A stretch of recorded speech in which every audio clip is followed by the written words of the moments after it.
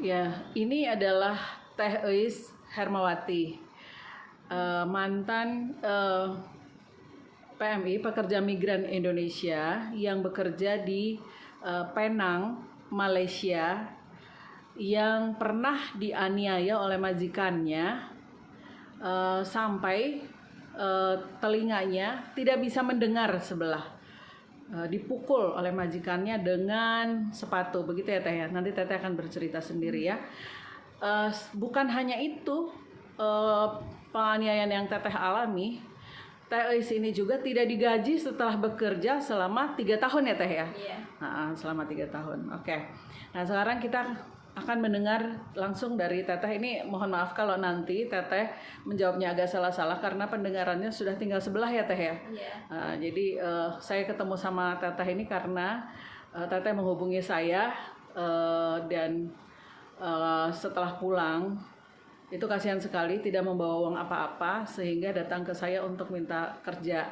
Nah kebetulan saya memerlukan pengasuh anak, akhirnya sampai dengan saat ini Teteh bekerja dengan baik menjadi pengasuh anak udah 2 tahun ya, pengasuh cucu saya alhamdulillah ya 2 tahun. Oke.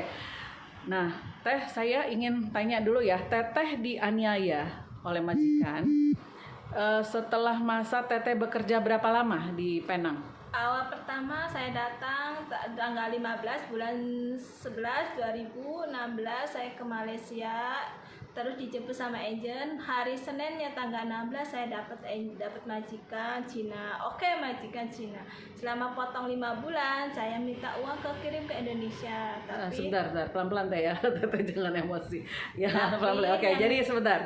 Tadi Teteh tiba di Penang tahun berapa Teh? Tanggal 15 bulan 11 2016. 2016 ya, 2016. Teteh masuk ke ke Penang itu dibawa oleh seorang agent ya. Seorang agent. Oke, itu nanti kita bahas dengan detail ya. Sekarang kita to the point langsung ke ketika Teteh dianiaya, nanti kita urai ya bagaimana ceritanya. Oke. Jadi Teteh bekerja dari tahun 2016 di seorang majikan ya. Majikan keturunan orang Malaysia keturunan Cina selama 1,5 tahun ya berarti. Oke, selama di majikan itu Teteh diperlakukan dengan baik. Oke, diperlakukan dengan baik. Nah kemudian mulai Teteh diperlakukan dengan tidak baik itu setelah Teteh diambil oleh agent. Ya, jadi ada agent ini ceritanya yang memperkerjakan Teteh di di sebuah keluarga keturunan Cina Melayu gitu ya. Nah, gimana ceritanya dia sampai menganiaya Teteh? Dia kan agent sebetulnya ya Teh ya. Teteh dijemput. Kenapa tadi ceritanya Teteh dijemput? Awalnya saya minta gaji, minta kirim ke Indonesia selama 5 bulan potongan. Nah, anak majikan ngasih. Oke, saya Sebentar. kirim. Jadi gaji Teteh dipotong nih ceritanya. Ya, udah selesai potong 5 bulan. Jadi Teteh selama 5 bulan pertama tidak menerima gaji. Pun uang. Dipotong. Untuk apa Teh katanya dipotong? Nggak tahu, buat ongkos pokoknya tidak menerima uang selama 5 bulan itu tidak menerima uang 1% pun. Oke. Nah, terus hari raya Islam, hari rayanya Eis bilang ke Angel ke majikan, anti Eis kirim ke Indonesia. Oke, nanti anti minta mana nombornya di agent. Nah, agent datang. Kemudian agent datang minta nomor, saya bilang ada di paspor, dikasih. Nah selama 3 kali saya kirim ke Indonesia, nggak pernah kabar ke Indonesia, uang apa udah sampai apa belum. Oke, jadi sebentar, jadi Teteh minta ke agent supaya setelah masa 5 bulan itu Teteh kan terima gaji kan? Iya. Nah gaji Teteh dikirim maksudnya ke keluarga. Ke Indonesia nih, Teteh udah nerima gaji ya. Yang 5 bulan pernah dipotong mungkin untuk mengganti uang paspor, pembuatan paspor dan perjalanan kali ya. Berarti Teteh tanggung sendiri itu ya berarti. Oke, nah terus Teteh minta ke agent untuk mengirimkan ke keluarga. Majikan dulu. Nah, melalui majikan ya. Jadi tolong ke majikan tolong kirim uang ke Indonesia 3.000 langsung 3.000 ringgit. Oke, nah terus sama majikan hubungi agent. Karena majikan pengen nomor rekeningnya nggak ingat, jadi diminta sama agent. Nomor rekening Teteh nggak ingat untuk mengirimkan itu. Jadi mau semua. Dirampas oleh siapa teh? Sama agent, handphone, nomor telepon keluarga, terus Sama paspor? Iya, paspor semua sama agent. Jadi teteh bekerja nggak ada pegang sama sekali handphone. handphone nggak ada, nomor telepon keluarga yang bisa dihubungi. Bisa yang dihubungi. Oke, jadi nomor rekening juga sebenarnya ada tapi diambil oleh. Iya, oke. diambil. Nah, terus akhirnya dia menghubungi agent. Nah, terus agent datang ke tokonya majikan. Terus sudah kayak gitu minta dikirim 3.000. Kemudian lewat 3.000 lagi, 3 bulan lagi saya dikirim lagi ke Indonesia. Nah, artinya gini, teteh minta 3 bulan sekali. 3 bulan sekali ngirim ke Indonesia. Ke teteh asalnya dari Cirebon ya. Dari Cirebon. Jadi minta dikirim ke Cirebon. Oleh majikan disampaikan ke agent-agentnya, kemudian ketemu langsung ke teteh. Langsung ketemu dan bilang bahwa yang 3.000 udah dikirim kata dia. Nah, 3 bulan kemudian teteh minta dikirim lagi. Oke. Nah, terus pas naik kereta pulang sama mantunya majikan nanya udah sampai belum uang Eis ke Indonesia. Awa belum cakap tuh ke anti. Ya udah nanti aku sampaikan ke anti. Akhirnya ngobrol sama anti Eis sudah nyampe belum uang di Indonesia, karena mau menghubungi keluarga. Oke, anti bilang ke mami, nanti jangan pakai telepon. Sebentar, anti dan mami ini tadi adalah majikan. Ya.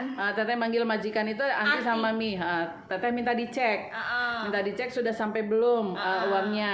Tolong dicek ke agentnya yang tadi janji mau ngirim ke Indonesia kan. Oke, nah. Terus dia tanya ke agentnya. Agentnya datang. Terus nanya mana nomor suami Eis apa, tapi ternyata nggak bisa dihubungi, ada yang kurang nggak tahu. Nggak bisa dihubungi. Nggak bisa dihubungi sama sekali. Tahu nggak bisa dihubungi karena menelpon pakai teleponnya si agent itu. Si agent itu bilang nggak bisa dihubungi. Teteh nyebut pakai HP dia nggak bisa dihubungi. Nggak bisa.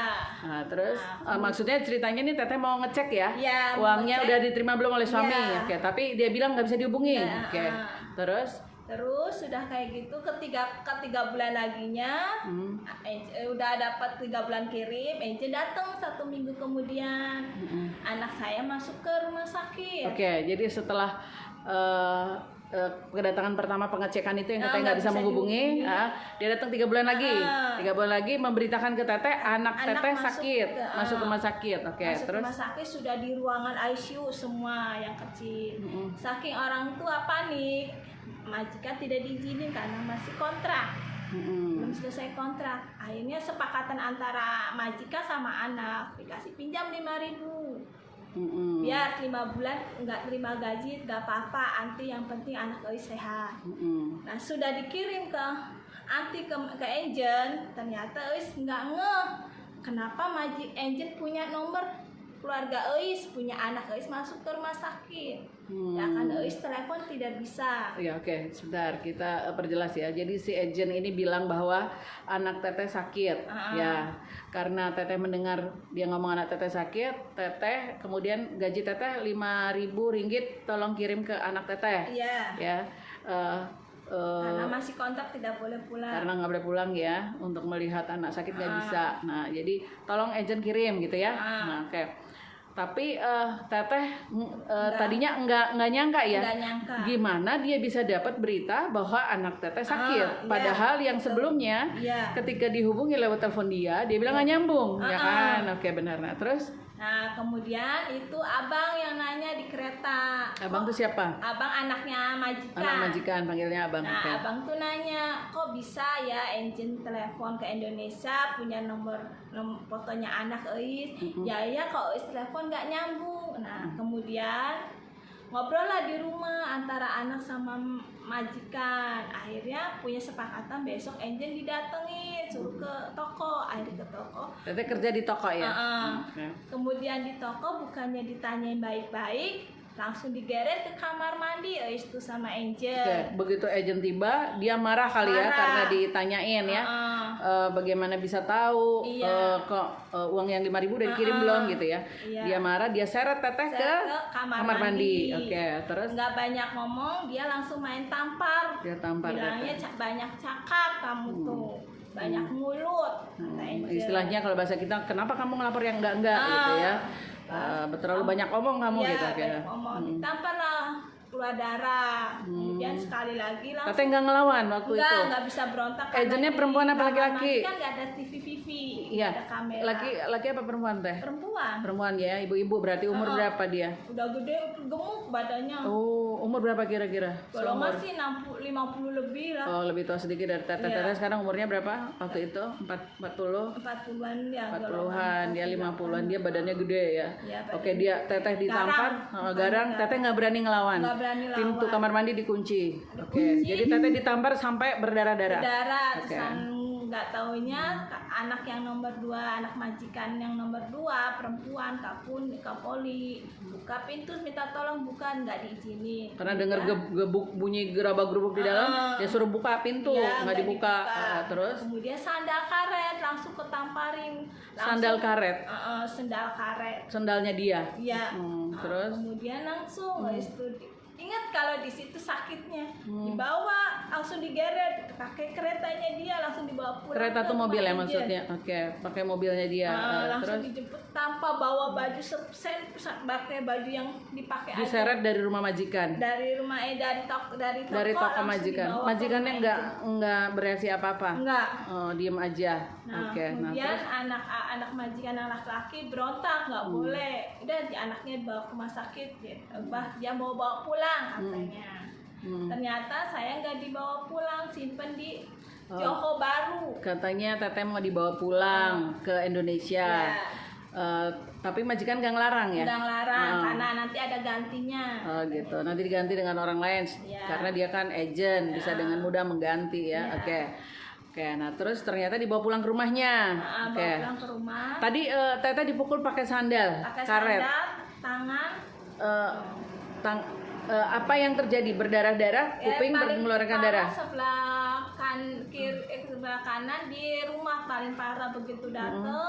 Begitu datang lagi ke rumah, datang di rumah Angel langsung dipukulin lagi. Dipukulin lagi. Pakai sendal, pakai raketnya nyamuk. Raket nyamuk. semuanya. Terus Dipukuli semuanya sampai rambut panjang dipotong kayak orang gila, dipotongnya. Rambut teteh sama dipotong. Angelnya. Bilangnya saya sakit hati sama kamu banyak mulut, uang kamu dikirim. Saya langsung berdebat di situ sama Angel. Kalau memang saya bukan banyak mulut, Mami, saya mau nanya, uang ke Indonesia sudah sampai atau belum? Itu kan uang tenaga saya kerja dari awal sampai di sekarang 5.000. Saya mau nanya, saya nggak menerima 1% pun. Gaji saya di Malaysia 1.000 satu bulan. 1.000 ringgit ya satu bulan. Teteh tidak menerima sepeser pun. Nggak ada mas- Kalau teteh pengen makan apa-apa, dikasih sama majikan, mau kopi mau apa dikasih ya, majikan. tapi nggak megang duit ya. Nggak Oke. megang uang. Jadi ceritanya teteh nitip suruh kirim nggak dikirim. Ketika Iya. ditanya dia malah marah-marah. Oke, jadi teteh kemudian disimpan di rumahnya. Simpen di rumahnya selama setahun. Setahun dipekerjakan di rumah dia. Dipekerjakan, Boleh keluar nggak? Nggak. Dikurung oleh dia. dikurung, buang sampah jam 2 malam, ditemani Supaya nggak anjing. kelihatan orang, nggak kelihatan orang gitu ya. Nggak. Berapa orang teteh di situ? Situ sendiri, kalau ada anak TKW datang, saya disimpan di Johor Baru. Di Johor Baru? rumahnya neneknya. Itu jauh loh dari Penang ke Johor Baru itu. Dia jauh. Berapa jam perjalanan? 4 jam 5 jam. 4 jam 5 jam bukan Johor Baru itu. Kalau dari Penang ke Johor Baru jauh teh. Oh. Itu mungkin 6 atau 7, mungkin nama jalannya ya, nama Iya, jalannya nama Johor, jalan nggak tahu tahu. juga saya. Nah terus teteh di disimpan situ ke 2 situ, hari. diumpetin gitu. Kalau buang sampah tengah malam supaya orang nggak tahu, ditemenin sama anjing supaya teteh nggak kabur gitu ya. Terus Saya tidur dengan anjing, saya di atas, anjing di bawah, saya tidur bareng sama anjing di rumah Angel. ya Allah. Kemudian saya minta kopi sama ini Angel. Saya nggak tahu nerima gaji berapanya, nggak pernah dikirim, nggak pernah tahu uang. Jadi selama setahun itu. Nah, selama 1 Itu tahun itu teteh saya makan dianiaya. dengan garam, kecap asin. Nah. Saya suruh makan daging babi, saya nggak mau.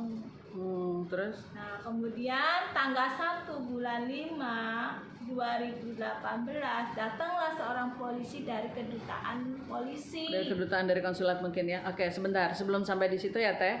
Teteh kan 1 tahun ya berarti di rumahnya itu majikan. Teteh dianiaya selama setahun iya. itu.